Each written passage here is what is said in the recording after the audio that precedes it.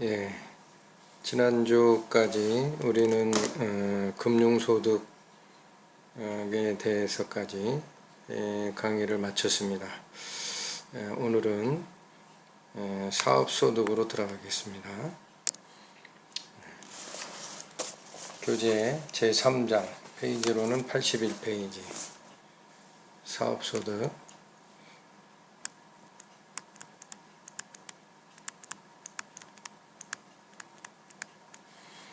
자, 항상 새로운 종류의 소득이 나오면은 우리 배운 논리 있죠. 사업소득의 총 수익금액에서 사업소득의 필요경비를 차감한 후에 사업소득 금액을 구하고, 그 다음에 총수익금액 계산 이전 단계에서 비과세와 분리과세는 제외하고 들어온다. 그리고 열거주의 과세 방식이기 때문에 가장 먼저 보는 것은 사업소득으로 정의되어 있는 소득의 종류가 무엇이냐. 교재 자 사업소득의 종류. 그런데 이 사업소득에 오면은 종류를 열거하는 방식은 세법 전에서는 찾아보기가 좀 곤란합니다.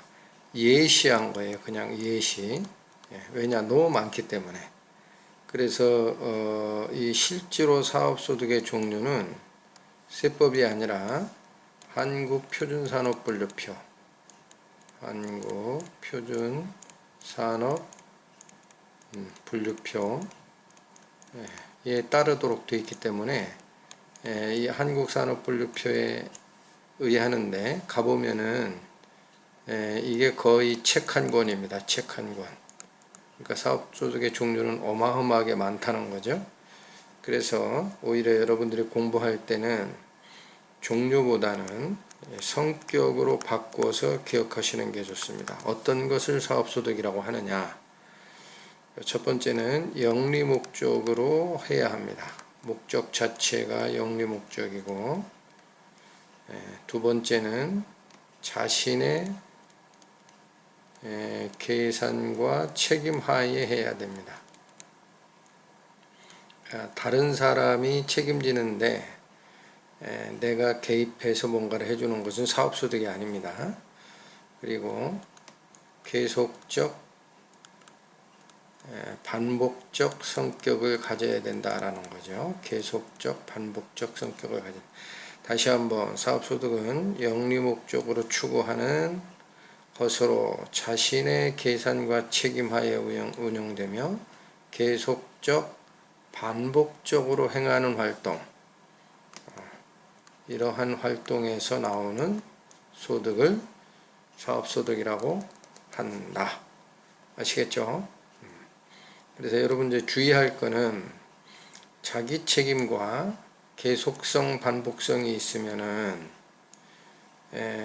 나의 노동을 제공을 한다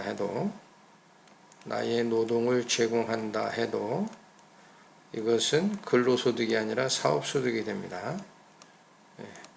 그래서 우리 이번에 배우는 3장의 사업소득 이후에 근로소득에 대해서 다시 배울 텐데, 근로소득이 되기 위해서는 나의 책임과 계산하에 하지를 않고 누구에게 종속되어야 합니다. 그러니까 노동 제공이 종속적 입장, 이걸 근로소득에 가보면은 근로계약이나 위임계약 하에서라는 거예요. 입장 하에서 제공했다. 그때는 근로소득이지만 자기의 계산과 책임하에 한다면은 노동을 제공한다 하더라도 이건 사업소득이다라는 걸 기억을 해 주시기 바랍니다. 예를 들면 어떤 게 그런 게 있느냐. 가정주부님들이 근로계약은 없는 상태에서 예를 들어 집에서 그 서류봉투 풀로 붙이는 것 한 장 붙이면은 뭐 100원씩 주겠다 해서 그거를 집에서 붙여주고 대가를 받았다. 그러면 그거는 종속적 입장이 아니라 자기 책임화한 거기 때문에 대개 사업소득이 됩니다. 이런 게 특징적인 거다라는 거죠. 그래서 요 세 가지 조건, 영리 목적으로 자신의 계산과 책임 하에 그리고 계속적 반복적으로 일어나는 활동을 사업소득이라고 한다. 그러니까 앞에 두 개, 영리 목적과 자신의 계산과 책임이 충족된다 하더라도 세 번째, 계속적 반복적이 아니라 일시적이거나 우발적인 것이 되면은 그건 기타 소득으로 갈 수가 있습니다. 이거 참고해 주시고, 그 다음에 우리 법전에서는 이 예시적으로 사업의 종류가 어떤 것이 있는지를 열거했습니다. 그래서 우리 교재도 마찬가지입니다. 교재를 보시면은 그 종류들이 쭉 나오죠. 그래서 동그라미 1번 농업 이렇게 얘기를 하는데, 거기 보면 괄호 속에 작물 재배업 중 곡물 및 기타 식량 작물 재배업은 제외한다라고 되어 있어요. 쉽게 쓰면 식량작물 재배업, 식량작물 재배업은 농업이지만 이것은 농업에 포함되지 않는다라는 거죠. 왜 그러냐? 비과세 시키기 때문에 그렇습니다. 비과세. 여러분 위에 잠깐 여기 보세요. 여기 비과세가 어떻게 된다 그랬어요?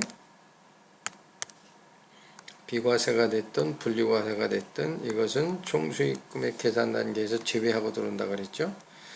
그래서 이런 식량작물 재배 소득은 왜 비과세를 하느냐면 전에 한번 설명드린 적이 있습니다.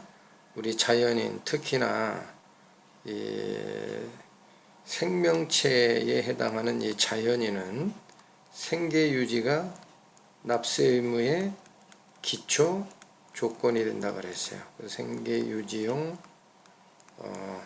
의식주 설명한 적이 있습니다. 의식주. 그러나 이 의는 너무나 복잡하기 때문에 빼고 식과 주와 관련된 거는 생계 유지를 위한 기초소득이기 때문에 비과세로 계속 존치되고 있다라는 사실. 근데 바로 이 식량작물은 사람의 뭐와 관련된 거예요? 먹는 것과 관련된 거죠. 그래서 비과세 처리가 되어 있다라는 거 기억을 해 주시기 바랍니다. 자, 두 번째 광업에서 발생한 거, 또 세 번째 제조업에서 발생한 거 쭉 열거가 됩니다. 네 번째 전기가스 증기 및 수도 사업, 다섯 번째 하수 폐기물 처리, 원료 재생 및 환경보건업, 여섯 번째 주의할 게 하나 나옵니다. 여섯 번째 보면은 건설업이라고 되어 있죠. 건설업. 근데 이 건설업에 괄호 속에 보면 주택 신축 판매업을 포함한다라고 되어 있어요. 주택 신축 판매업을 포함하는 걸로 한다. 그래서 이게 무슨 소리냐면 요거 하나 더 보고 갑니다. 그 주택 신축 판매업이라는데 주석 2번 이렇게 되어 있어요.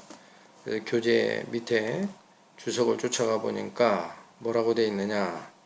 주석 2번 주택의 신축 판매는 부동산업에 속하지 않고 건설업에 속한다 라고 되어 있어요. 그러니까 이 주택의 신축 판매라는 것은 사실은 부동산과 관련된 건데 이 부동산과 관련된 건설이지만 이게 지속성 반복성을 가지면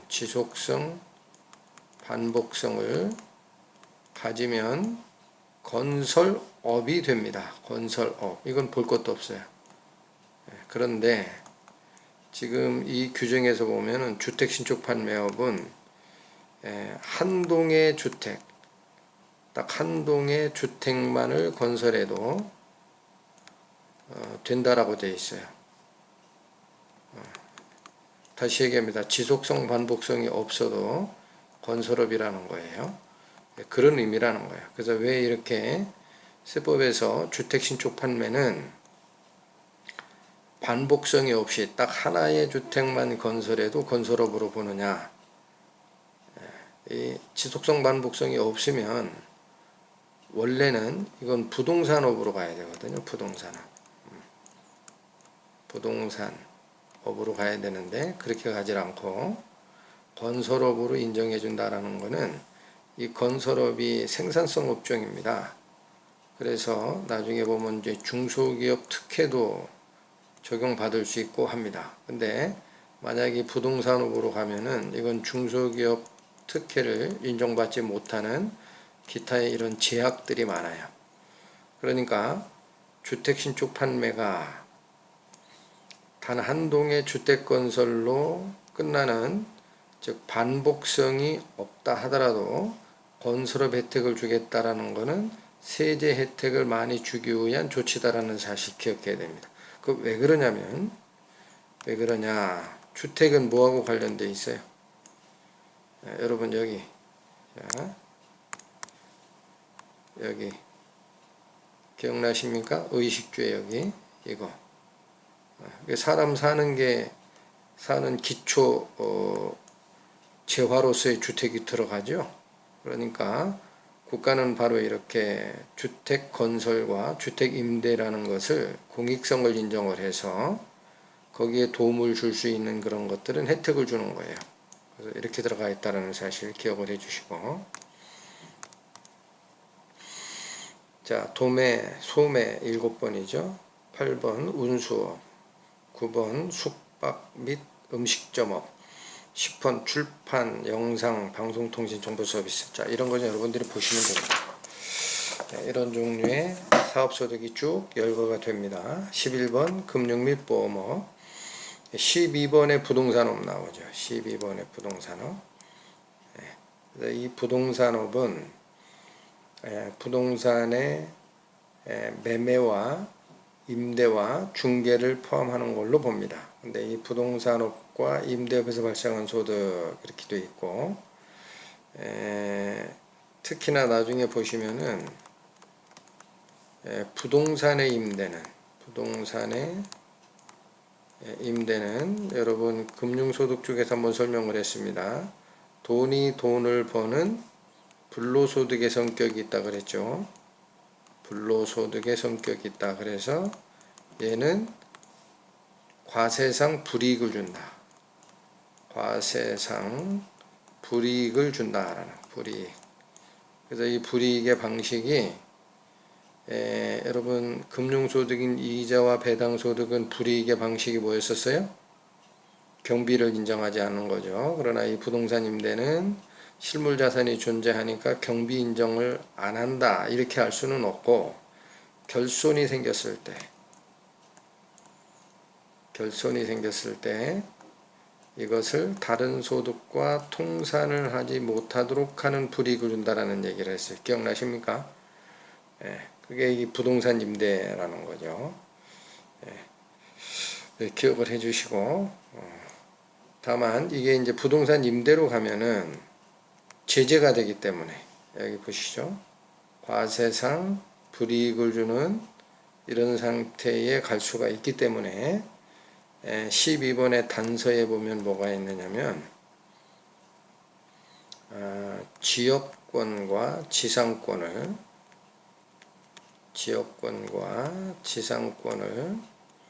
이런 거는 사실은 임대가 잘 안 되는 부동산에 대한 권리입니다. 그런데 이러한 지역권과 지상권을 공익사업과 관련하여 임대했을 때는, 이때는 불이익을 공익사업이니까 감소시켜줘야 되겠죠. 그래서 이것은 기타 소득으로 분류를 한다라는 사실 기억하시기 바랍니다. 그 동그라미 12번에는 그런 말은 없어요. 근데 그 뒤에 나옵니다. 뒤에. 제가 어디 나오냐면은 82페이지 2번 제목에 동그라미 1, 2, 3 할 때 그 동그라미 1, 부동산 또는 부동산상의 권리를 대여하는 사업 단 공익사업과 관련하여 지역권 지상권을 설정하거나 돼야 하는 경우는 소득을 뭘로 본다? 기타 소득으로 간다. 그렇게 돼 있죠. 예. 뒤에 나오니까 기억을 해주시고, 또 13번 전문과학기술사업, 거기 괄호 속에 연구개발업은 제외라고 또 있어요. 연구개발업. 그래서 이 연구개발업은 우리 R&D라는 말 들어봤죠? R&D라고 할 때 R, Research, 이 연구고, D, Development, 이 개발입니다. 그래서 이 연구개발업은 국가의 산업 경쟁력 고양에 도움이 되는 거기 때문에 얘는 사실은 과세 대상에서 빼는 개념이에요. 그래서 그거는 전문 과학 및 기술 서비스업에 들어간다 하더라도 연구 개발업만큼은 과세에서 제외시켰다라는 거. 14번 시설 사업시설 관련, 15 교육 서비스업. 거기도 보면 교육법에 학교나 또 직업능력개발 시설이나 노인학교 같은 것은 제외한다라고 되어 있죠. 마찬가지 공공성이 인정되기 때문에 그렇습니다. 16번 보건 및 사회복지 서비스업. 마찬가지 사회복지사업법상 사회복지사업은 제외합니다. 그러니까 사회복지사업법상에 허가받은 사회복지사업은 과세 대상에서 뺀다라는 거죠. 17 예술, 스포츠, 여가 관련 서비스업. 18 협회 및 단체, 수리 및 기타 개인 서비스업. 19 가구 내 고용활동에서 발생하는 소득. 20 의와 유사한 소득으로 영리목적으로 자기계산과 책임하에 계속적 반복적으로 행하는 것. 쭉 가다가 이 20번이 뭐냐면은 이 앞에 것들이 예시적이었다라는 거죠. 예시적인 것이었기 때문에 이거 말고도 성격이 영리목적, 그 다음에 자기책임, 또 하나 지속성, 반복성을 갖추고 있다면, 요 세 가지 특성을 갖추고 있다면 한국산업분류방식, 한국표준산업분류방식 말씀드렸어요. 여기에 기록되어 있는 모든 것들이 다 사업이다라고 마저 문을 잠궈 건 거죠. 문을 걸어 잠는 종결적 선언으로서 20번 항목이 있다라는 사실을 기억해야 됩니다. 자, 이것이 1차적인 사업소득의 종류인데, 자, 우리 방금 전에 앞에서 이거 배웠습니다. 이거 부동산의 임대는 불로소득의 성격이 있기 때문에 과세상 불이익, 다시 얘기합니다. 결손금이 발생하더라도 다른 소득과 통산하지 않게 하는 이런 불이익을 준다 그랬어요. 그래서 여러분이 분명히 기억해야 될 것은 이겁니다. 부동산 임대 업종이 있고, 그 다음에 요걸 제외한 다른 것, 저 같은 경우는 이거를 일반 업종이라고 그냥 표현합니다. 일반 업종 있을 때 여기서 결손금이 나왔다 안 나왔다를 알려면은 이렇게 됐을 때 이게 나오는지를 봐야 되죠. 그러니까 이거는 어떻게 되든 뭐 관계가 없지만은 요 자체적으로 부동산 임대업종에서 결손 나왔냐를 알려면은 어떻게 해야 돼요? 별도로 장부를 기장해야 됩니다. 별도 장부를 기록해야 됩니다. 그래서 이 장부 기록을 기장이라고 표현해요. 기장. 그러니까 그냥 한마디로 얘기하면은 이 의무가 있기 때문에 부동산 임대업종은 아예 구분하여 공부를 해야 됩니다. 구분해서 공부를 해야 됩니다. 사업소득이긴 하나 완전히 다른 소득이다라고 생각해도 됩니다. 자, 그래서 지금 이 부분 부동산 임대업이 무엇인지를 종류부터 알아야 돼요. 종류. 그래서 우리 교재도 그런 시스템을 쫓아가고 있습니다. 그래서 교재 82페이지 2번 제목에 보면 부동산 임대업의 범위해서 나오죠. 별도로 기억하라 그랬어요. 어떤 게 부동산 임대업이냐? 내용은 부동산에 관한 부동산 또는 그렇게 됩니다. 부동산 또는 부동산에 관한 권리. 여러분, 이 부동산이라는 거는 땅에서 떨어져 있지 않은 거예요. 땅에서 떨어뜨릴 수 없이 정착되어 있는 것들이기 때문에 어떤 지역을 차지하게 되고 그 위치를 차지하게 되기 때문에 해당 부동산이 그 위치 어느 골목에 가면 무슨 건물이 있더라 라는 그 위치의 특성 때문에 오래되면은 그 권리를 가지게 되어 있습니다. 그래서 이 둘은 세법에서는 부동산과 그 부동산과 관련된 권리는 그냥 부동산 전체라고 봐버리면 돼요. 이해하시겠죠? 그래서 부동산 그러면 특별한 언급이 없는 한 부동산에 관한 권리가 같이 따라다닌다라고 기억하면 됩니다. 그래서 1번 제목이 그거죠. 부동산 또는 부동산 상의 권리. 이것을 부동산 임대니까 대여하고 받은 대가야. 대여한 소득입니다. 이게 바로 부동산 임대업이다라는 거예요. 다만 우리 앞에서 잠깐 배웠었죠. 여러분, 다만 부동산에 대한 권리 중에 뭐가 있냐면요. 지역권, 지상권이라는 게 있다 그랬고, 이런 지역권과 지상권을 공익사업과 관련하여 임대했다 하면은 이건 혜택을 준다 그랬죠. 그래서 어디로 간다 그랬어요? 부동산 임대업은 업종이니까 기타 소득으로 별도로 구분해서 혜택을 준다. 그래서 그게 우리 교재에도 되어 있습니다. 동그라미 1번에 저 뒤에 공익사업과 관련하여 지역권, 지상권을 설정하거나 대여하는 경우의 소득은 기타 소득으로 과세한다 라고 되어 있습니다. 자, 글쎄 여러분, 여기서도 잠깐 좀 설명을 할 게 있습니다. 이 부동산에 대한 권리라는 것이 무엇이 있느냐라는 거예요. 무엇이 있느냐. 일단 부동산에 대한 권리 그러면요. 크게는 법률 전체에 따지면 부동산의 취득에 관한 권리가 있습니다. 취득에 관한 권리. 그 다음에 부동산의 사용에 관한 권리가 있죠. 그래서 부동산 취득에 관한 권리는 뭐 재개발 조합이 있죠. 여러분 아실 겁니다. 낡은 주택단지를 재개발하면은 기존에 그 지역에 집을 가지고 있던 사람이 조합원으로 선정이 되죠. 그래서 재개발 조합원 권리가 있습니다. 근데 이런 조합원 권리를 다른 사람에게 양도하면 나중에 신축주택을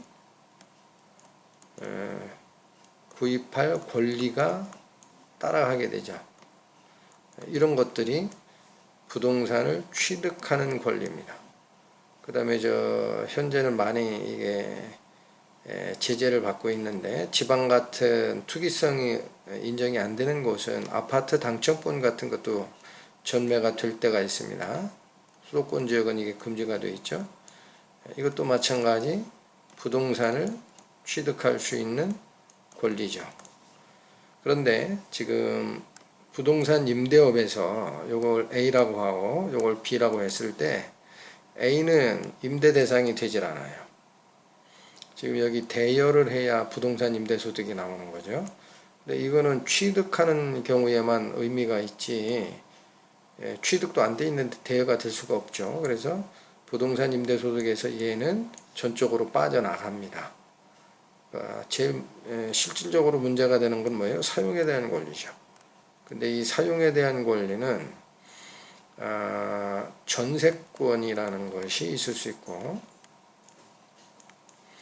전세권, 그 다음에 부동산 임차권이 있을 수 있죠. 부동산 임차권.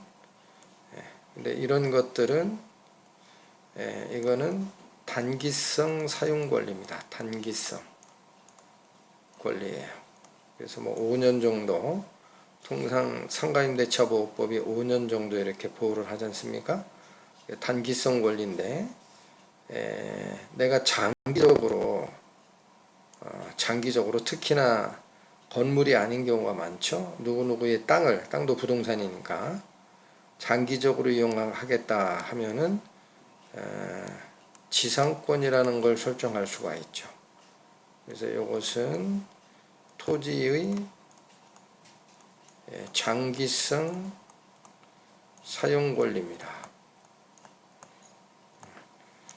근데 이 지상권을 설정을 해놓고 자기가 사업에 어떤 그 계획이 바뀌어서 내가 쓰지를 않고 다른 사람에게 다시 사용권을 대여해 주겠다, 다른 사람에게 하면은 이게 대여가 가능할 수도 있죠. 이해하시죠? 그 다음에 지역권이라는 게 있습니다. 지역권.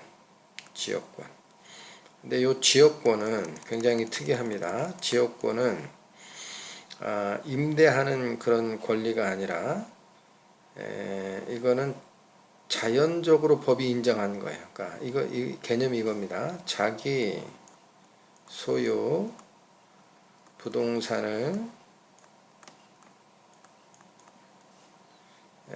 사용 수익하기 위해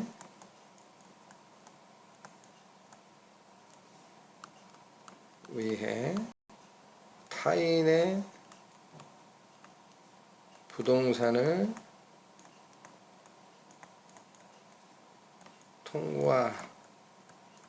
통과하거나 경유할 권리, 이런 거를 지역권이라고 합니다. 그러니까 이 지역권은 예를 들면 이렇게 길이 있어요.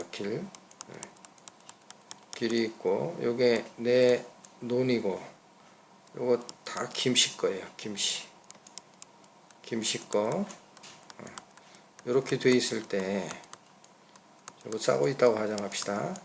길에서 내 논으로 들어가려면은 요 김씨 부동산을 통과해야 되겠죠. 이렇게 통과해서 들어가야 됩니다.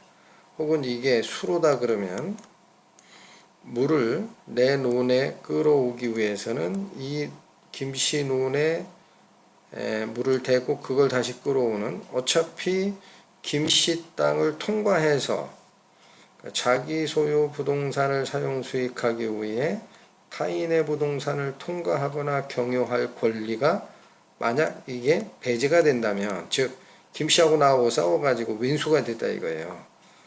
그래서 김씨가 뭐라고 하냐면, 당신 말이야, 내 땅을 통과해서는 여기 못 들어가라고 이걸 막아버리면, 이걸 딱 막아버리면, 아예 못 들어가게 막아버리면 이걸 정상적으로 사용하거나 수익할 수 있는 권리가 침해를 받게 되죠. 그래서 이건 아니다 이게요. 그래서 못 막게 돼 있어요. 이렇게 통행하게 돼 있습니다.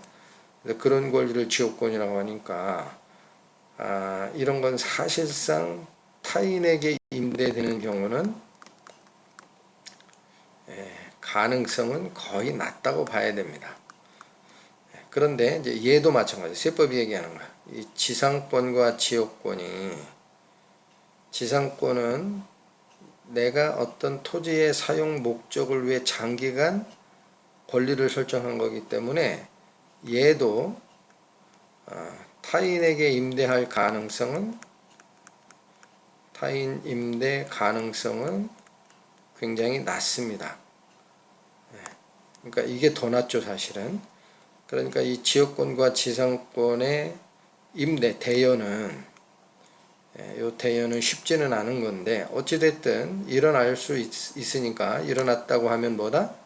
그 부동산을 대여한 권리인데 바로 공익사업과 관련하여 했다라고 하면 지금 요거 설명하는 겁니다. 요거 지역권과 지상권이 공익사업과 관련하여 임대가 됐다고 하면은 부동산 임대 소득으로 보질 않고 기타 소득으로 보아서 혜택을 주겠다라는 얘기가 됩니다. 그래서 자 1번 여러분 기억하셨죠? 1번 부동산 임대 소득의 첫 번째 항목을 설명드린 겁니다. 부동산 임대업이죠. 부동산 임대업 이 되기 위해서 어떤 종류를 얘기를 하느냐.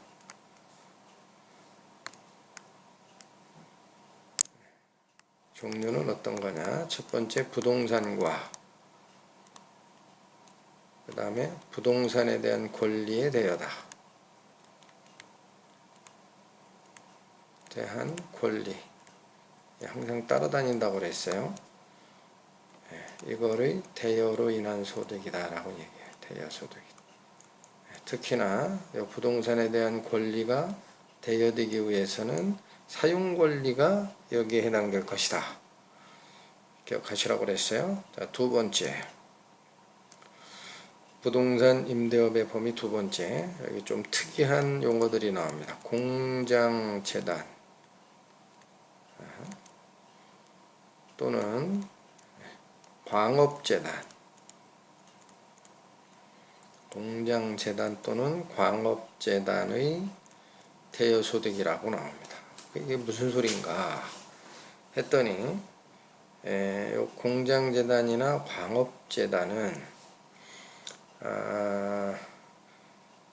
공장 및 광업재단 저당법이라는 아주 독특한 법이 있어요. 그래서 이 재단을 등록하는 이유는 저당권 형성을 위해서 그렇게 합니다. 공장재단이나 광업재단을 등록하는 이유가 그렇습니다. 예를 들면 이런 거예요. 길이 있는데 이쪽에 공장 부지가 있고 외딴 지역이에요. 그 다음에 공장 건물이 이렇게 하나 세워놨는데 이런 식의 그림을 잘못 그렸는데 이거 뭔지 알겠죠? 헐었다 이게요. 많이 낡은 그런 건물이에요. 이거를 대대손손이 제조업 공장을 운영하고 있는 사업 마인드가 충실한 사람입니다.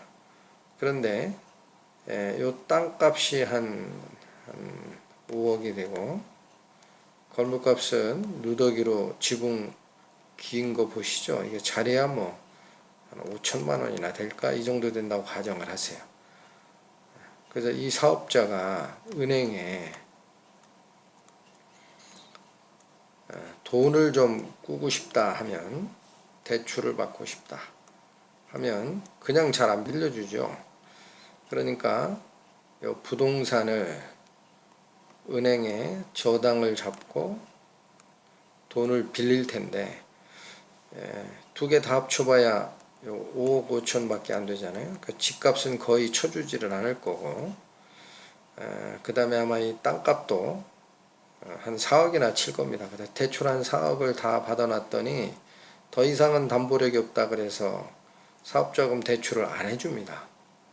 그래서 이제 가만히 생각을 해보니까 이 공장을 운영하는 사장님은 더 가치 있는 게 있는 거예요. 그게 뭐냐 그랬더니 이 안에 있는 기계장치가 있어요. 기계장치.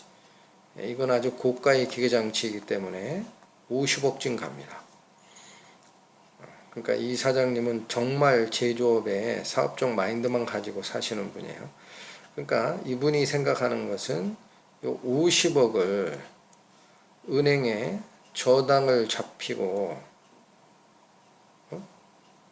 돈을 더 꿀 수 있다라는 생각을 가지고 있는데 라는 거예요. 이 사장님 생각이죠.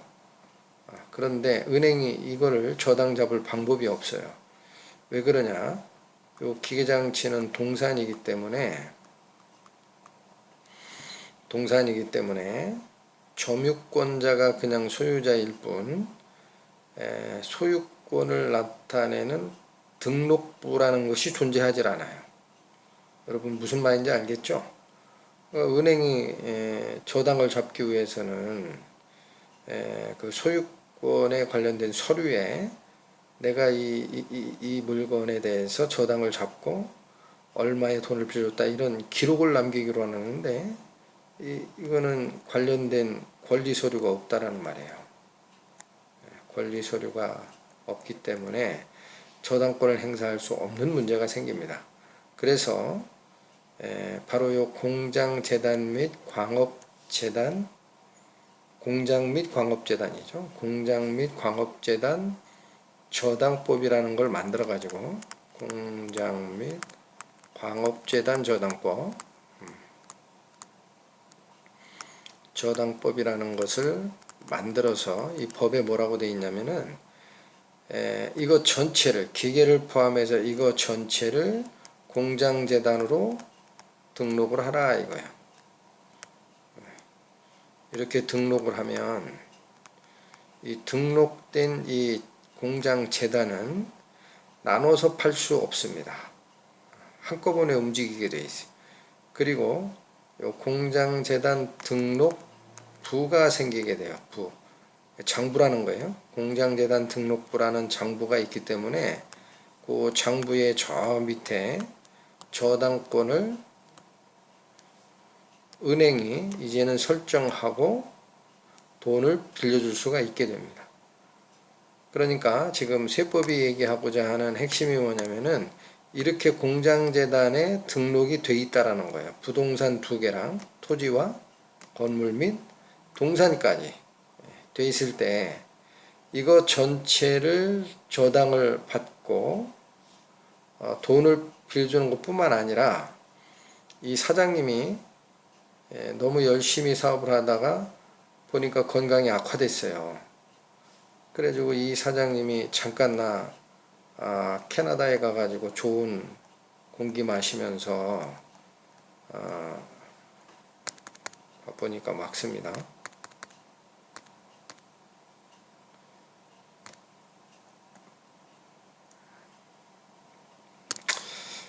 캐나다에 가서 좋은 공기를 마시면서 1년간 요양 좀 하고 와야 되겠다.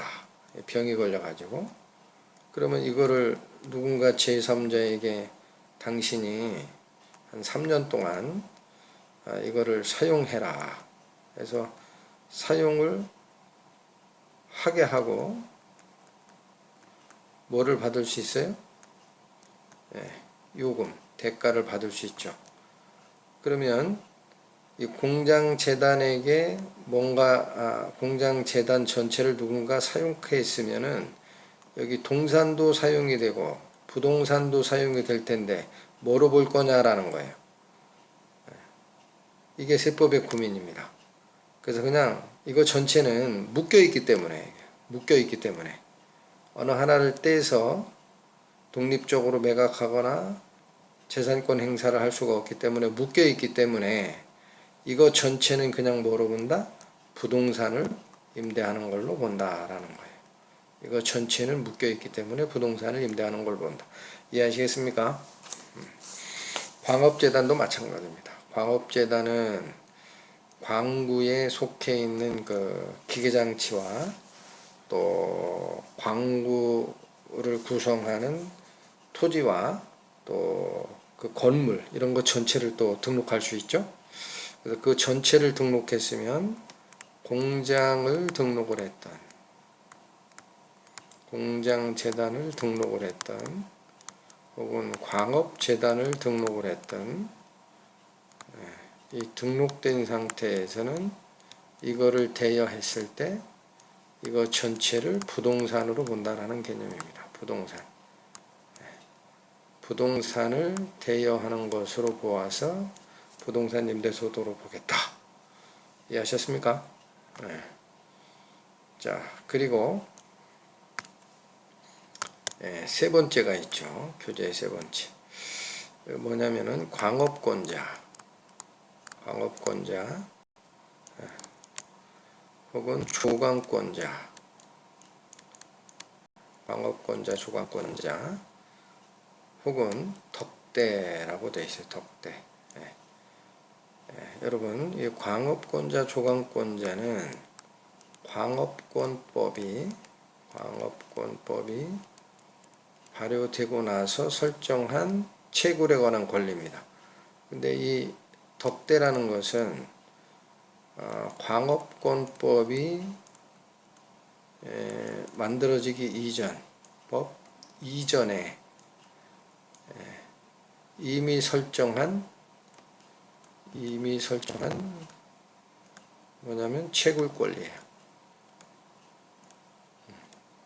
우리 말로 덕대라고 표현하는 거지, 하나는 광업권법에 의한 채굴 권리, 하나는 광업권법 이전에 설정한 채굴 권리 일뿐 같은 겁니다. 그래서 이 광업권, 조강권이라는 것은 어느 광구가 있으면 이게 워낙 넓으니까 이거를 뭐 3등분을 해가지고 A, B, C로 나눴다 하면 나눈 각각을 조강권이라고 하는 거죠. 이거 전체나 광업권이라고 하면 이렇게 나눈 이런 것들을 조강권이라고 합니다. 어찌됐든 광업권자, 조강권자 또는 덕대가 채굴에 관한 권리를 대여했다. 자, 이제 나옵니다. 채굴권을 대여한 거예요. 채굴권을 대여하고 받은 소득이 있다. 이거죠. 그러면 이런 얘기죠. 채굴권을 대여했다라는 거는 뭐를 대여한 거냐면은 요 밑에 있는 광물 있죠. 광물을 채취하는 권리를 준 겁니다. 그러니까 얘가 뭐냐라는 거를 확정을 하면은 이 채취권이 뭐냐라는 것도 결정이 나죠. 이 광물은 당연히 이건 부동산에 속해 있는 일부라는 거예요. 부동산의 일부이기 때문에 이 채굴권을 대여한 것은 부동산에 관한 권리라는 겁니다. 이해하시겠죠? 부동산에 관련된 권리를 대여한 거니까 얘도 부동산 임대소득이 맞다. 부동산 임대소득이 맞다. 세 가지 종류가 부동산 임대소득으로 정의가 되어 있다라는 사실 기억을 하셔야 됩니다. 자, 그리고 교재 82페이지에 2번 부동산 임대업의 범위 및 구분 경리에 괄호 2번에 보면 아까 말씀드린 거예요. 부동산 임대가 있고 임대업이 있고 업종이라고 하겠습니다. 일반 업종이 있고 이렇게 나눈다 그랬죠. 그래서 여기서 나오는 이 결손금이 혹시 있으면 얘는 타소득과 통산을 배제하니까 타소득과 통산을 인정하지 않기 때문에 이것과 별개로 요게 얼마가 나오는지를 확인해야 되니까 장부를 따로 기록하라 그랬어요. 그거를 뭐라고 표현한 거예요? 구분경리라고 한 겁니다. 구분경리. 경리를 장부 기록 및 관리나 금전 관리 등을 합쳐서 경리라고 하죠. 그래서 이거 구분해서 경리하라라는 얘기고, 이렇게 결손금이 나오면 얘는 타소득과는 통산을 할 수가 없기 때문에 자신의 이렇게 표현하겠습니다. 차기 이후 발생하는 자신의 소득, 다시 얘기하면 부동산 임대소득에서만 공제를 받는 다 설명을 했던 겁니다. 이런 불이익이 있다라는 사실 기억하셔야 됩니다. 그런데 바로 이렇게 타소득 통산을 배제하는 이 불이익은, 이 불이익 조항은, 이 조항은 우리 교재 82페이지의 맨 밑에 줄입니다. 주택임대업에 대해서는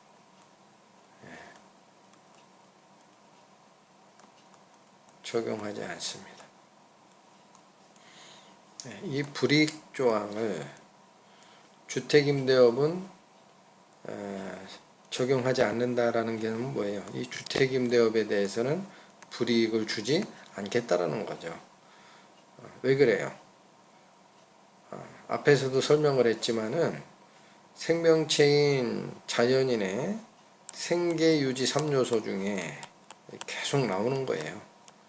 의식주가 있다고 그랬고, 이것은 비과세 요소가 된다 그래서 비과세 대상이 된다.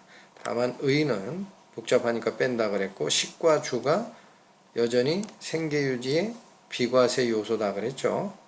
그래서 바로 이 주가 뭐냐? 이게 주택 아니야. 이게 주택.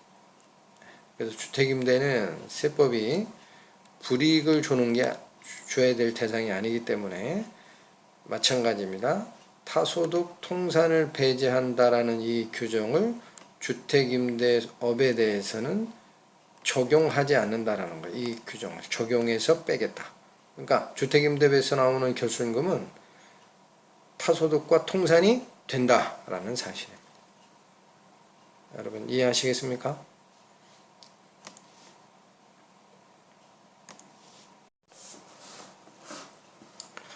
자, 계속합니다.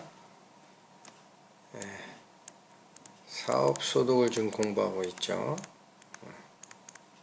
사업소득 하면 이 종류를 먼저 알아야 된다 그랬어요. 열거주의 과세 방식이기 때문에. 그리고 사업소득의 총 수익금액에서 사업소득의 필요 경비를 차감을 하면은 사업소득 금액을 계산하게 될 텐데, 그 이전에 비과세와 분리과세는 제외하고 들어온다. 이게 일반적인 소득세의 계산 흐름이죠. 이 흐름대로 쫓아가면 되는 겁니다. 그래서 두 번째로 알아야 될 게 요거죠. 비과세. 비과세 사업소득은 어떤 것들이 있느냐. 여러분 교재 83페이지입니다. 83페이지. 자, 그래서 2절 비과세 사업소득. 첫 번째, 일정 규모 이하 작물 재배업 소득이라고 되어 있습니다. 여러분 여기 기억해야 됩니다. 큰 흐름에서 농업소득 중에 식량작물 재배업이 있었어요. 식량작물.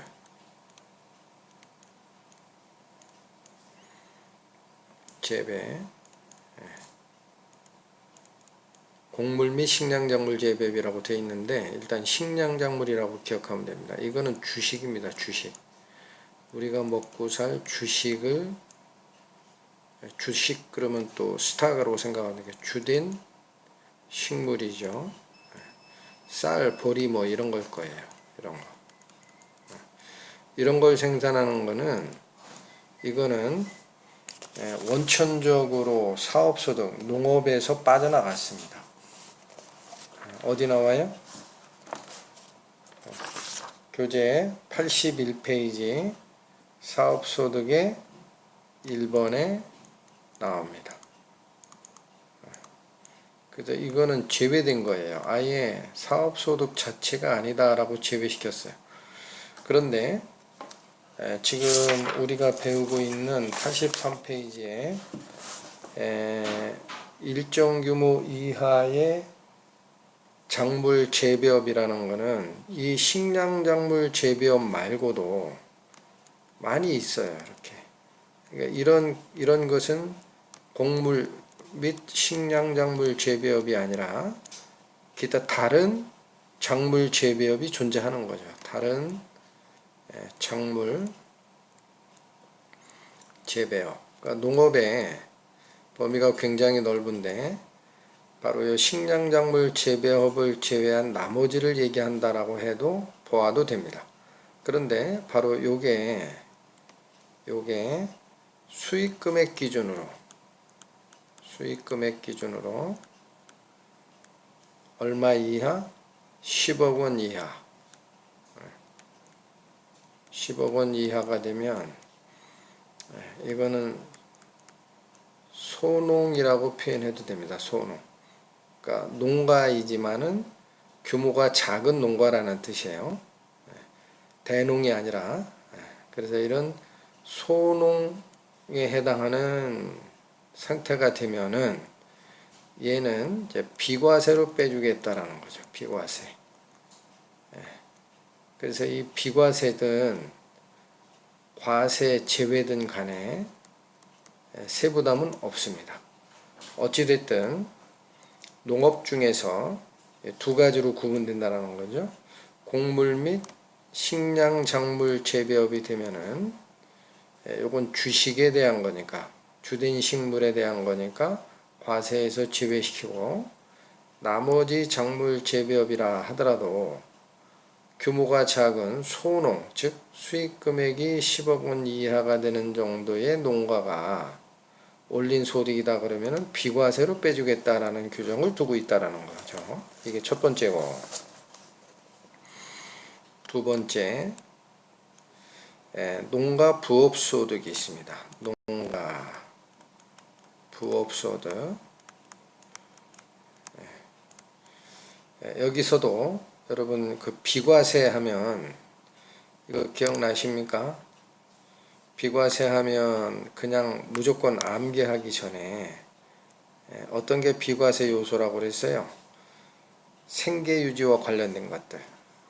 그러니까 먹고 살아야 되니까 곡물이나 식량작물은 제외시켰고, 또 이런 곡물이나 식량작물이 아니더라도 소규모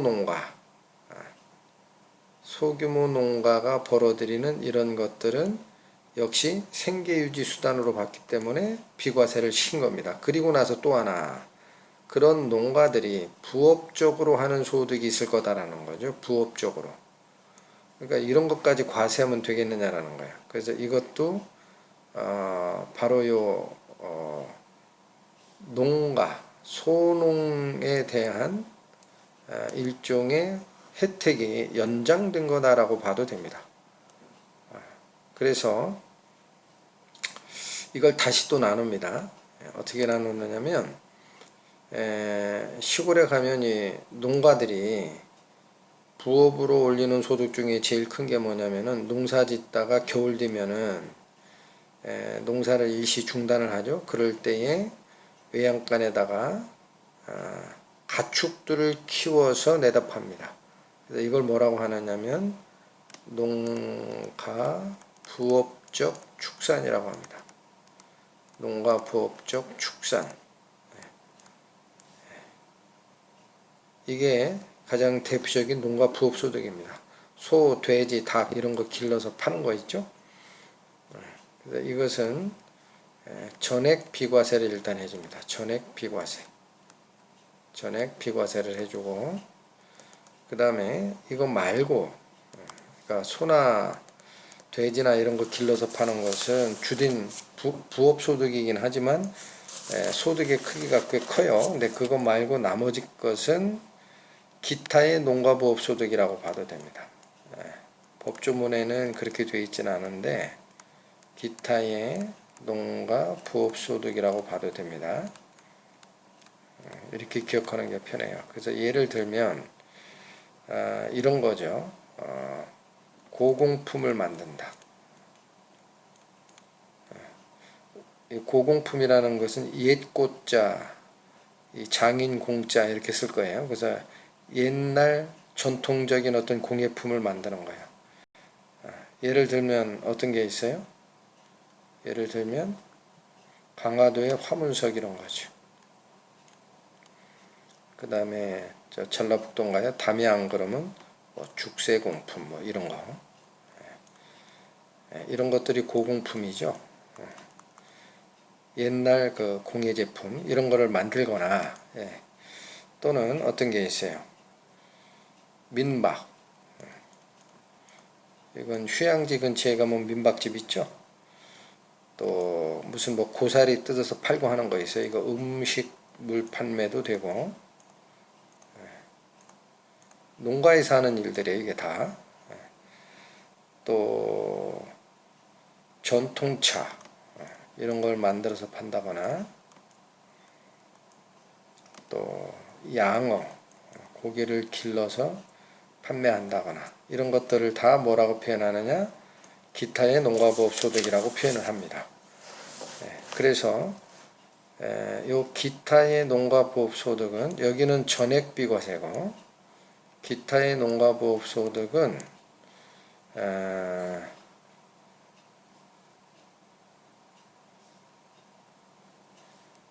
3천만 원까지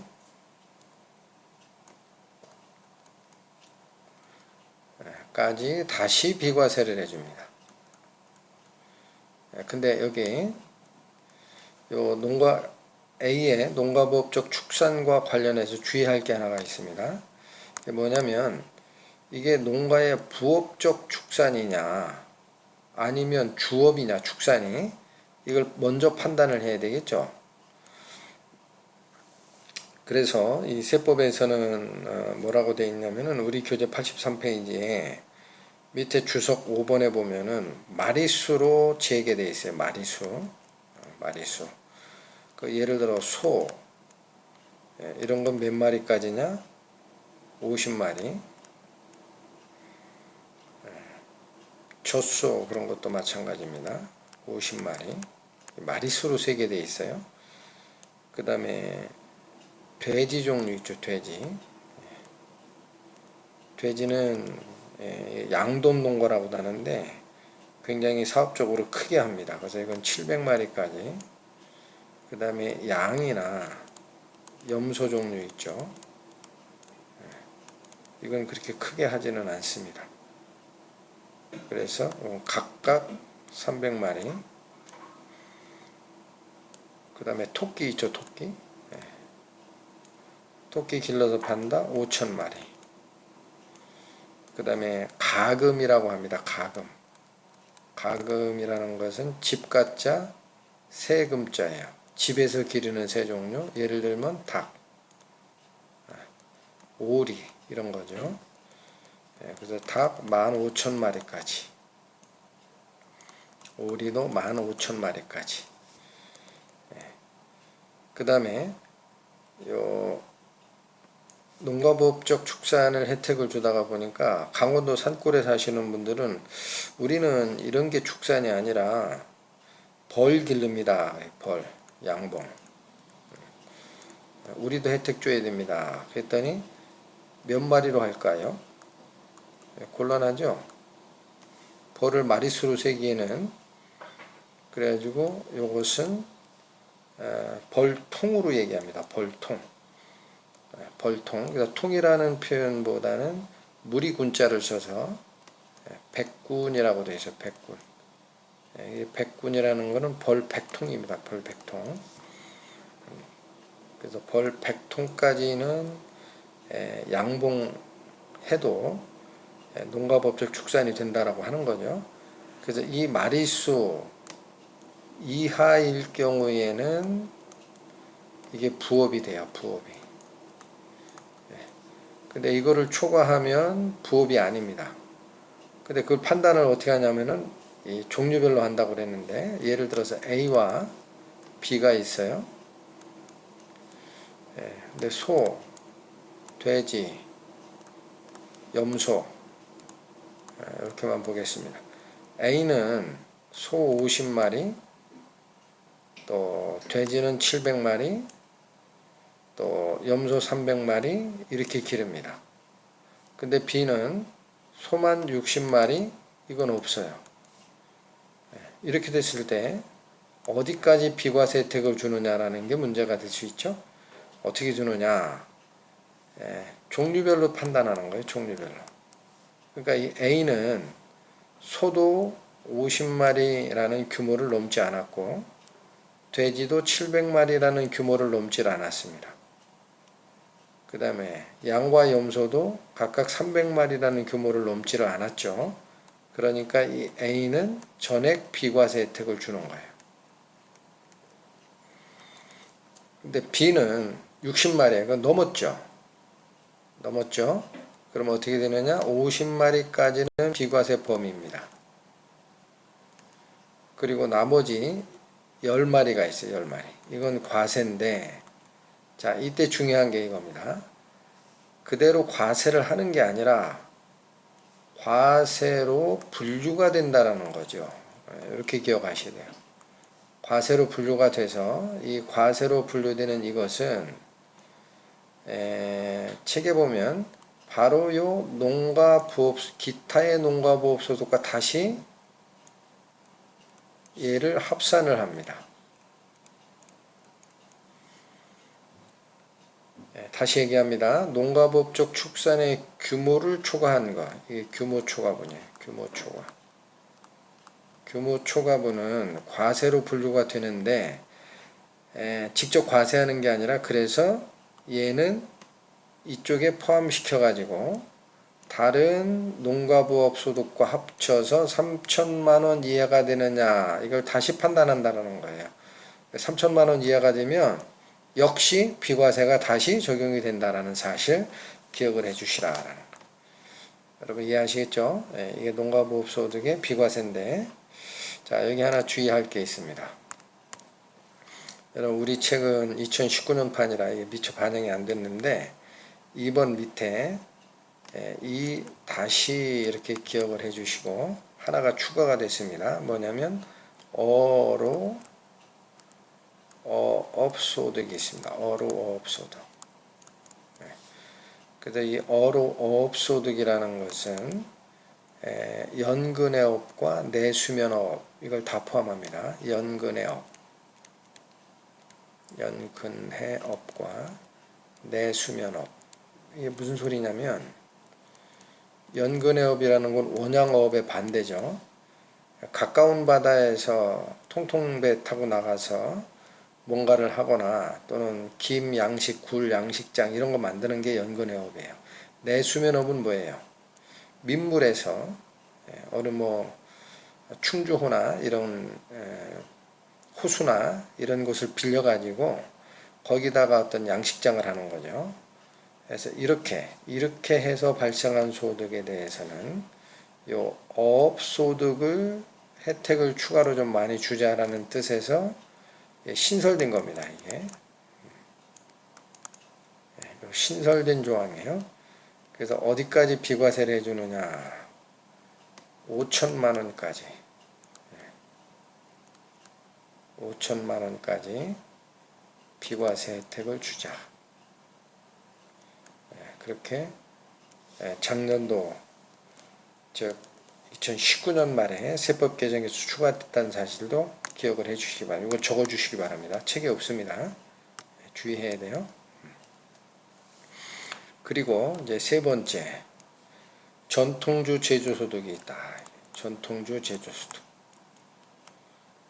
이 전통주 제조는 우리나라 문화가 사업자들이 거래처를 접대하면은 코가 삐뚤어지도록 그 술을 대접하고 하는 그런 문제들이 있었는데, 그러다 보니까 외국계 주류 무슨 양주 이런 것들 수입에 너무 돈이 많이 들어가고 하는 문제가 있었어요. 그래서 우리나라도 전통주 제조 실력이 있으니까 오히려 이런 것들을 더 개발하도록 유도하는 게 어떠냐라는 뜻에서 만든 겁니다. 그래서 이 전통주 제조는 얘도 마찬가지예요. 얘도 술 제조업자, 사업상 술 제조업자면은 일단 안 되는 거예요. 그래서 구체적 내용은 뭐라고 하느냐면은 수도권 밖의 어디냐? 읍면지역이라고 합니다. 읍 또는 면지역. 그러니까 이걸 한마디로 얘기하면 뭐예요? 느낌이 오죠? 농어촌 지역이죠. 농어촌 지역. 개념이 같다라는 거예요. 농어촌 지역, 즉 수도권 지역 밖에 있는 읍면 지역에서 제조를 하고, 또 하나는 연간 1200만 원 이하로 나와야 됩니다. 이게 동시동작입니다. 그러니까 이런 얘기입니다. 수도권 밖, 즉 농어촌 지역에서 공장을 설립한 술 제조인데 1200만 원이 초과됐다라는 거예요. 그러면 이건 농어민이 하는 수준이 아니라 이건 술 제조업자라는 거죠. 술 제조업자이기 때문에 요즘에 왜 여기 술 좋아하는 학생들 다 알 겁니다. 뭐 수업 중이지만 양해를 해주시고, 무슨 뭐 배상면주가 뭐 이런 거 있잖아요. 그 다음에 또 뭐가 있습니까? 백세주 뭐 이런 거, 이런 게 전통주거든요. 그런데 그 사람들은 술 제조업자 아닙니까? 그러니까 이런 데다 혜택 줄 수는 없죠. 그래서 이 동시동작이라고 표현한 게 이겁니다. 읍면지역에 소재하지만 술 제조업자라면 혜택 줘야 되겠어요? 주지 말아야 되겠어요?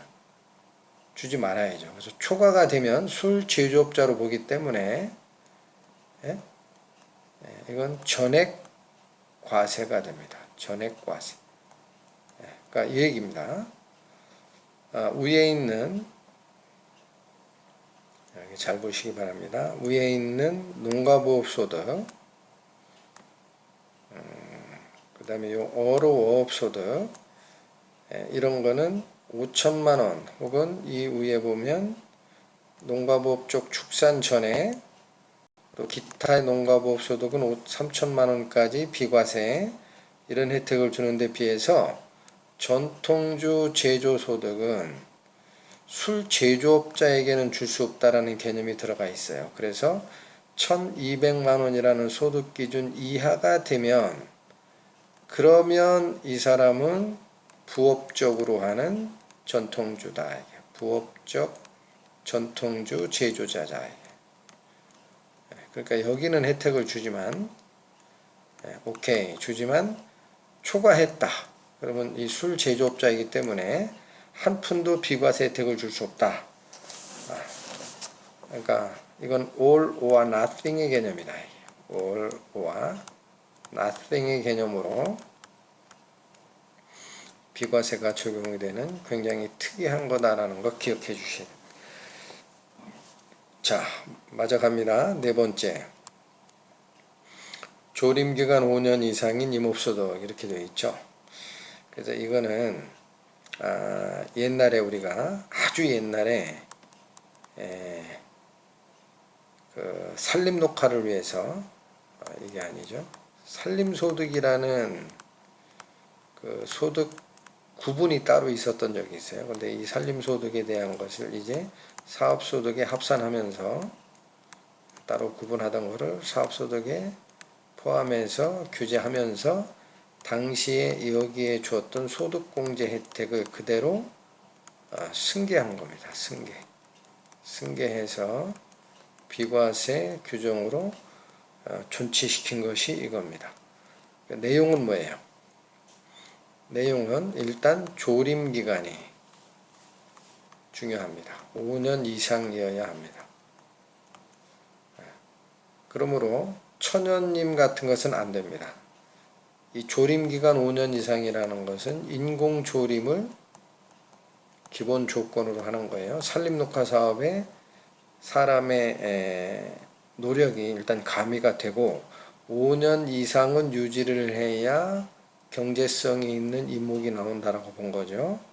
하고 요것을 벌채하든가 걸쳐 있다라는 건 아예 빈 거예요. 나무를 다 빈 거고, 아니면 다른 사람들에게 양도해도 됩니다. 했을 때 연간 600만 원까지 혜택이 승계가 됐다. 이거 옛날에 산림소득이 존재할 때 소득공제했거든요. 그렇게 기억하시면 됩니다. 자, 그리고 비과세의 이제 마지막 5번. 이거 다시 둘로 나눠집니다. 첫 번째는 논밭을, 논이나 밭을 어디에 사용케 하느냐, 작물 생산에 사용케 한다라고 되어 있어요. 작물 생산에 사용케 하고 대가를 받는 경우. 그러니까 이건 뭐예요? 농경지죠. 논은 물이 있는 수경지에 맺이고 밭은 맨 땅이죠. 어쨌든 논밭은 농경지인데, 농경지의 원래 목적, 작물 생산에 사용케 했다 그러면은 사람이 먹고 살 농작물을 만들었겠죠. 그러니까 이 논밭이라는 부동산을 원래 용도로 사용케 하는 것은 식량자원 생산에 도움을 준 거기 때문에 이건 당연히 비과세를 해주자라는 개념으로 들어간 걸로 이해를 하시면 됩니다. 두 번째가 1주택자의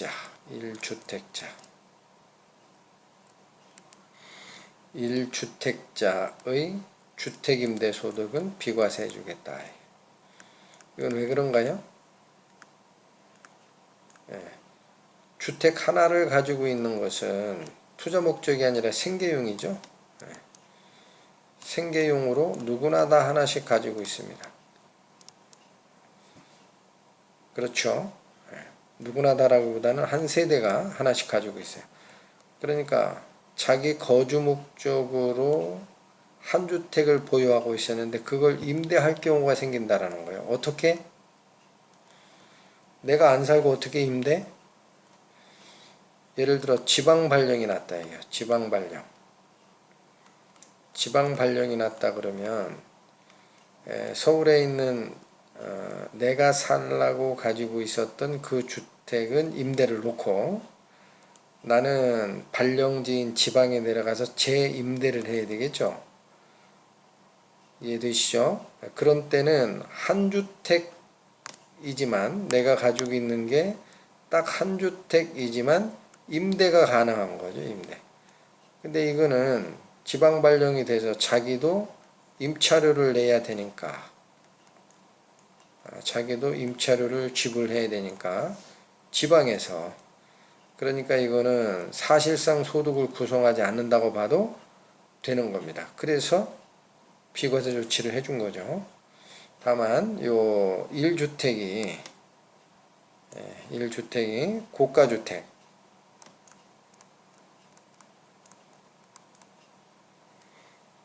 이때 얘기하는 고가주택은 기준시가 9억을 초과하는 주택을 얘기합니다. 기준시가 9억 원 초과. 이런 주택은 제외시키고 합니다. 그래서 고가주택 소유자에 대한 조세적 불이익을 주는 규정이 세법의 요소에 남아 있습니다. 이해하시겠죠? 이게 바로 비과세 사업소득이 된다. 여러분, 강의가 돼 있는 이런 부분들을 강의가 진행될수록 반드시 복습을 해서 내 거를 만드시고 강의를 쫓아오셔야 됩니다.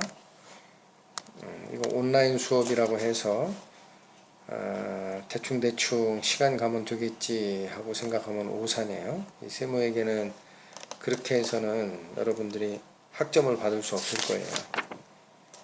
반드시 복습을 반드시 해주시고 쫓아오시기를 바랍니다. 자, 그 다음에 다시 지금 어디까지 가고 있는 거죠? 사업소득 이거 하도 많이 써가지고 이제 기억할 거예요. 이 종류가 뭐냐 본 다음에 총수익 금액에서 필요경비 차감하고 사업소득 금액을 구한다라고 했을 때 여기서 비과세와 분리과세는 제외하고 들어온다 그랬죠. 그래서 두 번째가 요 비과세였었고, 세 번째는 당연히 뭐겠어요? 분리과세죠. 이해하시죠? 이 순서대로 지금 교재가 편제가 되어 있습니다. 페이지로 84페이지. 분리과세 사업소득. 여러분 원래 이 분리과세는 금융소득 설명할 때 분리과세를 금융소득에게 적용하는 이유를 설명한 적이 있었습니다. 금융소득은 물론 불로소득이다라는 특징이 있기 때문에 경비 인정하지 않는 그런 제재를 하지만 금융시장 활성화라는 조세 정책적 목적이 있기 때문에 소액 금융소득자들에게 대해서 분리과세 혜택을 줌으로써 금융시장 활성화에 도움을 준다는 말씀을 드렸죠. 그래서 분리과세는 원래는 그런 조세 혜택적 요소였고 금융소득에 기반을 뒀던 건데 사업소득은 원래 분리과세를 둘 이유가 없었어요. 그런데 이게 어떻게 되느냐면 1주택의 임대는 비과세라고 이미 설명을 드렸어요. 1주택의 임대소득 고가주택이 아니면 이거 비과세 처리한다 설명을 드렸고, 종전에 하나가 더 있었습니다. 그게 뭐냐면 소규모 주택임대소득은,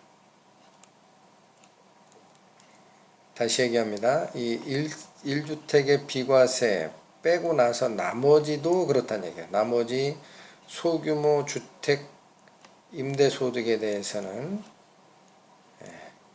혜택을 주자라고 해서 이게 종전에 비과세로 있다가 제 기억에 이게 2018년도까지인가 존치가 됐다가 이제는 요 내용이 종료가 되고 요렇게 이전된 게 분리과세입니다. 그러니까 과거에 소규모 주택임대소득을 비과세 혜택을 주던 것을 2018년까지로 종결시키고 지금은 분리과세로 와 있다라고 기억하시면 됩니다.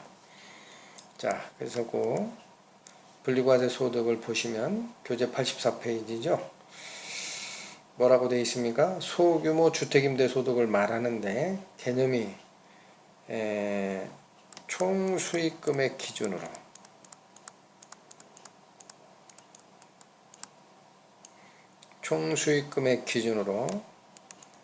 연간 2천만원 이하가 되는 요 규모를 뭐라고 하느냐? 소규모 주택임대소득이라고 하고 그걸 분리과세를 적용해 주겠다라는 겁니다. 자, 그리고 요 소규모 주택임대소득에 대한 소득금액은 어떻게 계산하느냐면, 소득금액은 이런 개념을 쫓아가야 소득금액이 나오겠죠. 이런 개념을. 근데 이렇게 복잡하게 하지를 않고 아예 간편법을 쓰게 되어 있습니다. 그래서 우리 교재에도 나옵니다. 요 소규모 주택임대소득은 이때 어떻게 구하느냐면 총수익금액이 있으면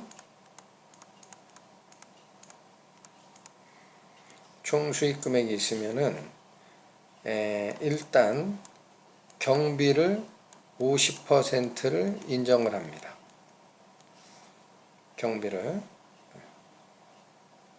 지금 우리 교재에 있는 것은 완성된 산식이기 때문에 좀 복잡합니다. 내가 설명하는 걸 따라와야 돼요. 다만 이 50% 경비 인정을 임대주택 등록을 한 경우라면 이라고 되어 있어요. 잠깐만요.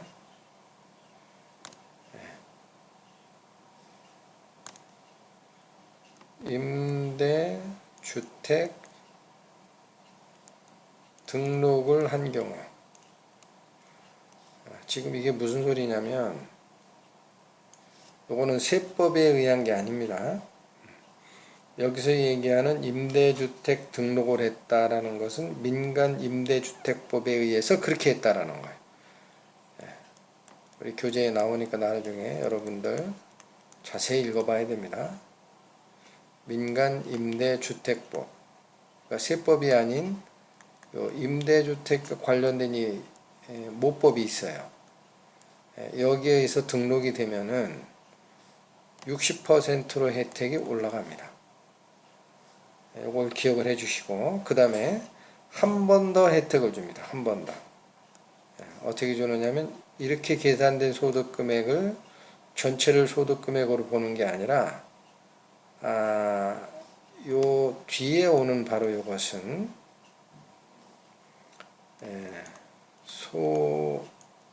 소액소득자의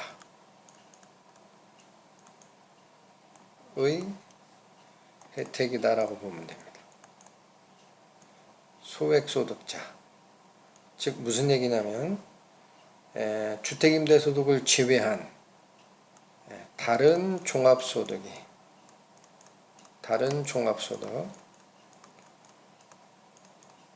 금액이 역시 이 기준선은 이해하기 쉽게 되어 있어요. 2천만원. 여기도 2천만원 이하이죠.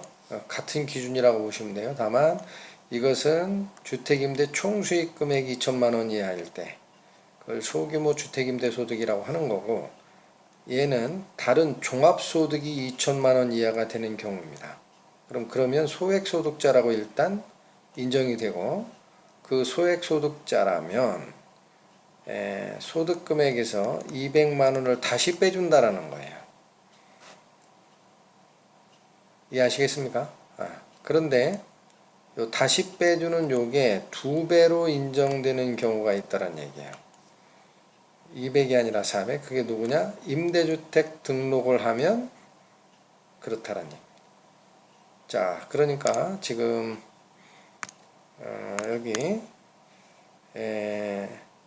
소규모 주택 임대소득의 정의, 즉 총수익 금액 2천만원 이하의 주택임대소득자를 얘기한다라는 거, 그리고 그 경우에 소득금액은 어떻게 계산하느냐, 간편법에 따라서 총수익 금액에서 경비를 50% 빼준다라는 거. 그런데 소액소득자라면, 즉 주택임대소득을 제외한 다른 종합소득이 2천만원 이하가 되는 소액소득자라면 200만원의 추가적인 공제를 또 해준다는 거죠. 그리고 바로 이 경우라도 민간임대주택법에 의한 임대주택 등록을 하면 50%라는 이 경비율이 60%로 증가가 돼서 적용이 되고, 소액소득자에 대해서 빼주는 공제 혜택도 200만원의 2배인 400만원을 공제한다는 사실 기억을 해 주시기 바랍니다. 그래서 소득금액은 이렇게 결정이 돼요. 아직 끝난 게 아닙니다. 그리고 이제 세액을 결정해야 될 거 아니에요. 그래서 세액은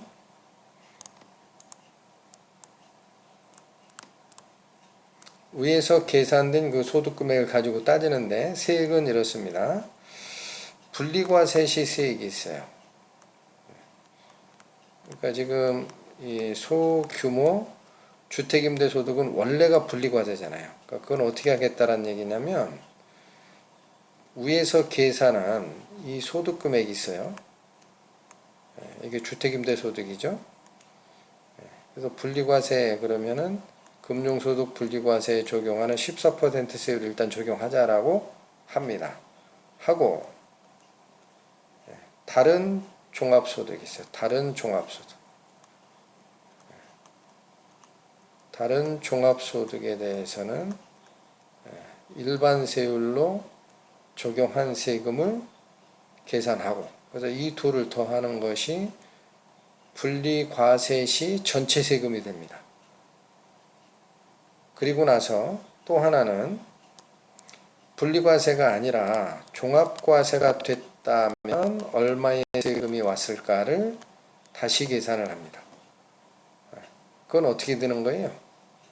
그거는 여기서 계산한 주택임대소득과 다른 종합소득을 합산을 해서 종합소득세율 체계로 계산한 바로 요 세액이죠. 이해되시겠습니까? 그래서 이렇게 계산한 것 중에 납세 의무자가 선택하도록 돼 있어요. 선택한다라는 거는 여러분 같으면 작은 걸 선택하겠죠? 그러니까 이 얘기입니다. 원래 이 소규모 주택임대소득은 분리과세 혜택을 주겠다라고 해서 위쪽으로 세금 계산을 하려고 했는데 이 사람의 그 다른 종합소득이 적어가지고 실효세율이 14%보다도 작다는 말이에요. 예를 들어 이게 6%대에 걸치게 된다 그러면 분리과세가 오히려 더 불리하잖아요. 세율이 높으니까. 그래서 그때라면 종합소득으로 그냥 과세를 했을 때 세금이 더 작을 수도 있다라는 거죠. 그러면 납세 의무자는 유리한 쪽을 선택하게 하는 게 분리과세, 즉 소규모 주택임대소득에 대한 혜택의 취지가 살아나는 거죠. 그래서 이 선택권을 줬다라는 사실을 기억을 해주시고, 그 다음에 저 밑에 교재 84페이지 저 밑에 가보면은 임대주택의 세액 감면이라고 또 나옵니다. 임대주택 세액 감면. 그래서 여기도 마찬가지입니다. 조세특례제한법 제96조 1항에 의한 소형 주택임대사업자인 경우 세액 감면은 항상 조세특례제한법, 약자로 조특법이라고 표현합니다. 조세특례제한법에서 얘기하는 사업자여야 됩니다. 근데 거기 이름이 소형 주택임대사업자라고 되어 있습니다. 소형 주택임대사업자. 주택임대사업자.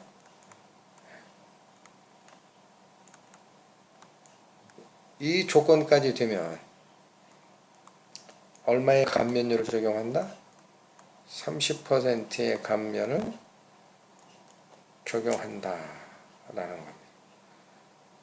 그리고 소형 주택임대사업자이면서 동시에 장기 임대주택자, 장기 임대주택의 요건까지 이 두 가지를 다 이렇게 충족시켰다면 요 50% 감면율은 75%까지도 상승이 된다라는 사실 기억을 해 주시기 바랍니다.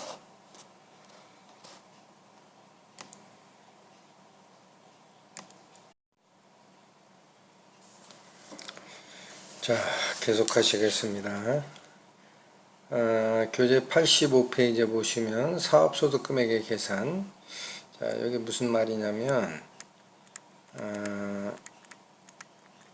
이 계산 구조 기억하시죠?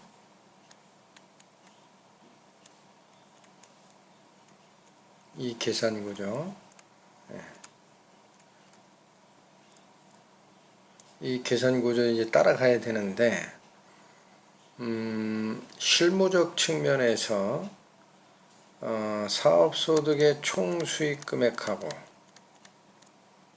마찬가지 사업소득의 필요경비를 하나씩 다 장부에 기록 계산한다고 하면은 이 사업소득 금액이 나올 겁니다. 그런데 우리는 이거는 지금 이렇게 계산하겠다라는 이거는 세법의 시스템이거든요. 근데 이거 말고 회계 시스템을 이미 가지고 있잖아요. 다시 얘기합시다. 세법에서는 이걸 종축으로 써보겠습니다. 총 수입금액에서 필요경비를 차감을 해서 관련되어 있는 사업 소득금액을 구하는 거죠. 지금 이렇게 하라라고 얘기한 거예요. 지금 이 시스템이. 그런데 회계 시스템을 보니까 이 장부를 회계 시스템에 의해서 이미 작성하고 있었다라고 보니까 회계 시스템은 수익에서 비용을 차감해서 회계상 이익을 구하는 이 장부 조직이 있더라는 거죠.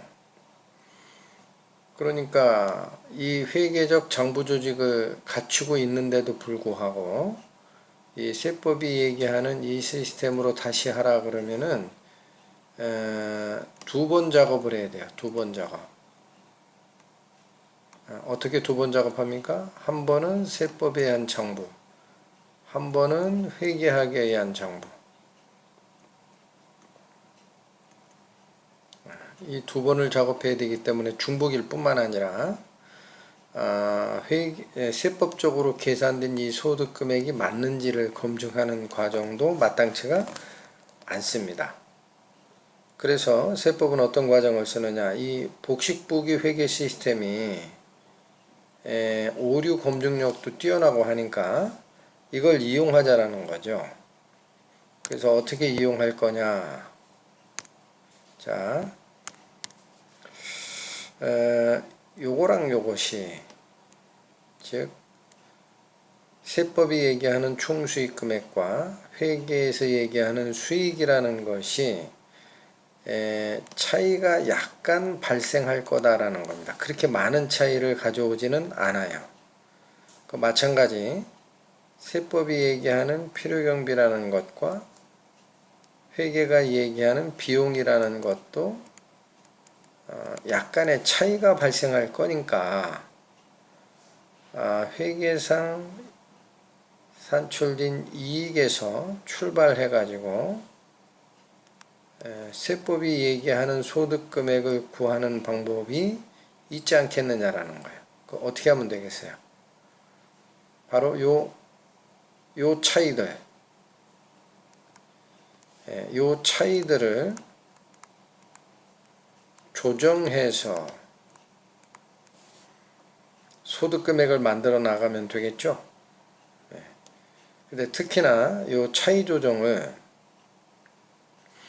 여러분 차이 조정은 여기 잠깐 보세요. 세법 쪽에서 회계 쪽으로 조정해도 차이 조정이라는 용어를 쓸 수가 있고, 반대로 회계 쪽에서 출발해서 세법 쪽으로 조정을 해도 차이 조정이라는 용어는 쓸 수가 있습니다. 근데 우리가 지금 하고자 하는 것은 요 밑에 방식이죠. 요 밑에 방식. 그래서 이때 이 차이 조정을 세무 쪽으로 조정했다라는 의미에서 세무 조정이라고 부르는 겁니다.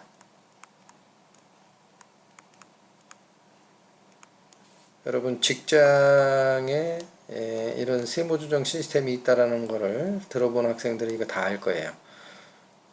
그래서 이런 방식으로 조정하자 하면 굳이 세법상 장부를 기록하지 않더라도 자, 요걸 그대로 작성하는 방법을 우리는 직접법에 의한 소득금액 계산이다라고 표현할 수 있을 겁니다. 그런데 그러지 말고 요 회계 시스템을 통해서 과세소득을 계산하자 그러면 이게 간접법에 의한 소득금액의 계산 방식이거든요. 그런데 국가는 어느 방식을 채택을 하느냐, 이걸 쓰지를 않는 거예요. 이걸 써요. 그러면 왜 간접법을 쓰느냐면 아까도 잠깐 설명을 했습니다만 두 가지 장점이 있습니다. 간접법을 채택했을 때에 두 가지 장점이 있기 때문에 이 방법을 쓰게 돼 있어요. 첫 번째 장점은 여기 2번 작업 하는 문제가 있다 그랬죠. 예. 그래서 이러한 중복, 그러니까 노력의 중복을 피할 수 있다라는 거예요. 이게 왜 이게 가능합니까? 회계 시스템에 대한 장부 조직이 이미 있기 때문에 요 세무 조정만 완료시키면 소득 금액이 곧바로 나오니까 장부 조직을 회계 장부 조직과 세무 조정 명세서 두 가지를 기록하면 세무상 장부를 굳이 작성하지 않아도 되니까. 그 다음 또 하나의 장점이 있다고 합니다. 그게 뭐냐면 아까 잠깐 설명 중에도 얘기했지만 요 회계상 이익이라는 것은 복식부기 시스템에 의해서 이루어지기 때문에 검증력이라고 합니다. 검증력이 굉장히 탁월합니다. 이 복식부기의 검증력이. 그래서 복식부기의 검증력을 회계상 이익까지로 도움을 얻을 수 있다라는 거예요. 복식부기에 의해서 작성이 된 거면은 나중에 외부 전문가, 회계 전문가들의 도움을 얻어서 이게 맞는지 틀리는지 회계 감사를 할 수도 있고 하니까 검증력이 탁월합니다. 그래서 회계 시스템의 검증력을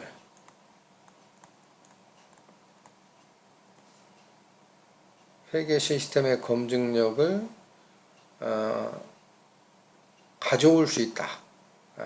회계 시스템의 검증력에 도움을 얻을 수 있다는 얘기죠. 도움을 얻을 수 있다. 그렇게도 표현하고 또는 이 회계 시스템의 검증력까지 우리가 확인이 됐으면은 세무조정의 정확성 여부만 확인하면은 이것만 확인하면 검증력이 끝나니까 검증이 쉽다라는 거예요. 전체 장부를 다 뒤지지 않아도 되니까. 그래서 이 간접법을 쓰게 됩니다. 여러분 이해하시겠죠? 그래서 지금 설명하는 바로 이런 패턴이 이게 법인세법이 따라가는 패턴입니다. 그 사업소득의 경우는 원칙적으로 법인세의 소득 계산 패턴과 시스템이 같다고 보시면 돼요. 이해하시겠죠? 자, 그래서 이제 다시 봅니다. 간접법이라는 세법이 채택하는 간접법이라는 방법을 쓰면 소득금액은 그럼 어떻게 계산되느냐라는 거죠. 어떻게 계산되느냐면 자 여기 다시 보세요. 세법 여기 회계 시스템 총 수익금액에서 필요경비를 차감하는 걸로 돼 있고 그래서 소득금액을 계산하는 걸로 그렇게 돼 있는데 회계 시스템은 수익에서 비용을 차감해서 회계상 이익을 구하는 시스템으로 있다. 얘를 이렇게 끌어오려면은 요것과 요것의 차이 또 요것과 요거의 차이가 존재할 때 이 차이들을 조정하면 된다라는 거예요. 이게 기본 구조라고 말씀드렸어요. 그래서 어떻게 되느냐면 이걸 한 번에 표현하면 이겁니다. 결산상 당기순이익 여러분 NI 그럼 net income 당기순이익 이렇게 표현하는 거 알고 계시죠? 여기서 요 차이를 조정하는 거예요. 차이를 조정하려고 그러면 어떻게 되느냐 이게 처음 이 용어를 듣는 분도 좀 어려울 겁니다. 근데 잘 들으시면 돼요. 예를 들어 회계적 수익에는 계상되어 있지 않은데 세법에는 총수익 금액으로 계상되어야 할 게 있어요. 그럼 차이조정은 이쪽으로 조정하는 거니까 회계상 빠져있는 수익을 세무상 총수익 금액에 집어넣으라 라는 조정이 되죠. 그러면은 소득 금액은 더해집니다. 가산이 됩니다. 그 이름을 뭐라고 그래요? 총 수익 금액, 요건 약자로 씁니다. 산입이라고 하죠. 산입. 무슨 말인지 알겠죠? 반대로 회계상 수익에는 들어와 있는데 세법상은 총수익 금액이 아니다 그러면 어떻게 돼요? 이 방향으로 가니까 수익 계상된 걸 빼야 되겠죠? 이렇게 빼야 될 겁니다. 그러면 그거는 소득 금액이 줄어들죠. 그걸 뭐라고 표현할 수 있어요? 총 수익 금액 불산입이라고 합니다. 불산입. 산입의 반대, 불산입 빼라라는 뜻이. 그러니까 이런 과정이 비용에도 일어납니다. 자, 회계상 비용의 계상이 돼 있는데 세법상 필요경비는 아니다 그래요. 그러면 어떻게 돼요? 비용을 취소하는 쪽으로 가야 되겠죠? 이해하시죠? 비용을 취소하는 쪽으로. 그러니까 비용을 취소하면 소득은 어떻게 돼요? 올라가죠. 그래서 이쪽입니다. 이쪽. 그래서 이걸 필요경비 취소니까 불산입이라고 합니다. 불산입. 반대도 있겠죠. 반대 필요경비 산입. 그렇게 되면 소득이 줄어드는 쪽으로 가요. 그래서 이 두 가지 용어가 여러분 처음에 요 세무회계를 공부하는 사람에게는 낯설겠지만 총수익 금액 산입, 필요경비 불산입을 가산조정이라고도 하고 또 필요경비 산입 및 총수익 금액 불산입을 차감조정이라고 그렇게 요약하여 부르는 경우가 많습니다. 어찌됐든 이런 세무조정을 하면 이제 뭐가 나온다라는 거죠?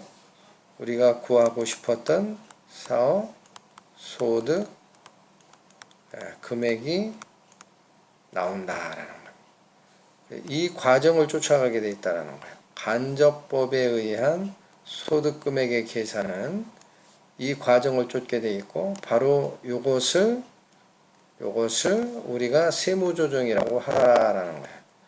그래서 이 과정은 앞에서도 잠깐 설명을 드렸지만은 이걸 정확하게 설명하는 게 바로 법인세법입니다. 바로 이것을 다 이해하도록 설명하고 있는 게 법인세법이에요. 그래서 우리는 이 사업소득을 공부를 할 때는 법인세법이 설명하고 있는 이 세무조정 메커니즘을 다시 설명할 수는 없어요. 왜냐하면 시간이 너무 많이 걸려. 이 법인세법 강의 자체, 그러니까 법인과 세무회계라는 과목이죠. 법인과 세무회계라는 이 과목이 이 학기에 열릴 텐데 한 학기를 다 공부해도 이 법인세법의 2분의 1 정도밖에는 못 나갑니다. 그렇게 양이 많아요. 그러니까 그거를 사업소득 설명할 때 다시 할 수가 없죠. 그래서 우리는 이제 공부를 어떻게 하면 되느냐. 이 시스템에 대해서는 이 시스템 전체에 대해서는 나중에 법인세법의 도움을 받아라 라는 거예요.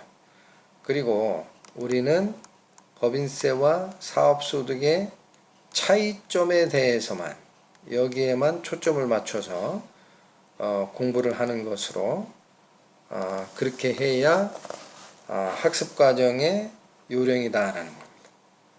그래서 그런 차이점 위주의 공부를 빼면은 법인세법에서 공부하시라라고 얘기할 수밖에 없다. 아시겠죠? 자, 그래서 85페이지 5절에 보면은 소득세의 총수익 금액 쭉 나오는데 여러분들이 그냥 보시면 됩니다. 보시면 되고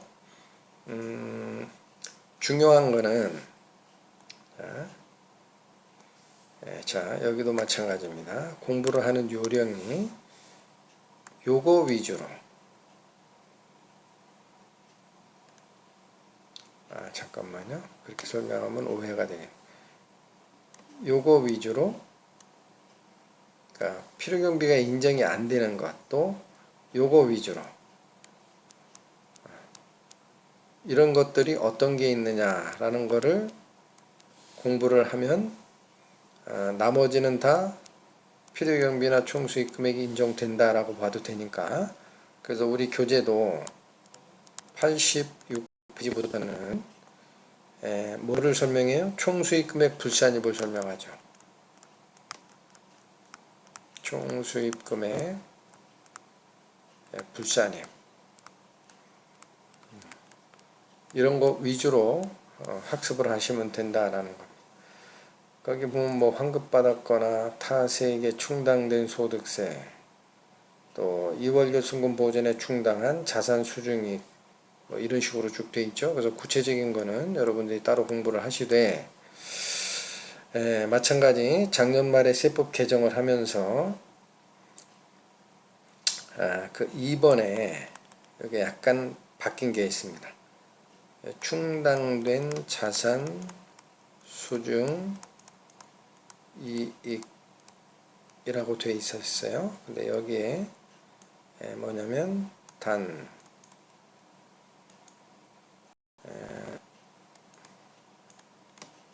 복식부기 의무자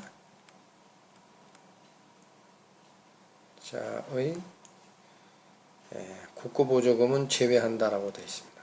국고보조금 제외한다.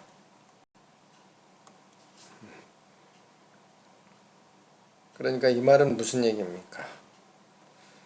이 앞에 보면 사실은 2월 결손금 보전에 충당된이라는 말이 있죠. 2월 결손금 보전에 충당된 자산 수중 이익은 총수익 금액에 산입하지 않겠다라는 건데 국고보조금만큼은 국가로부터 보조를 받은 것이기 때문에 결손 보전에 충당됐다 하더라도 국고보조금은 총수익 금액으로 보겠다라는 개정사항이 되겠습니다. 참고해 주시고 나머지는 쭉 그냥 보시면 됩니다. 그 다음에 여기서도 마찬가지 우리 사업소득 쪽에서는 부동산 임대업이 굉장히 중요하다 그랬어요.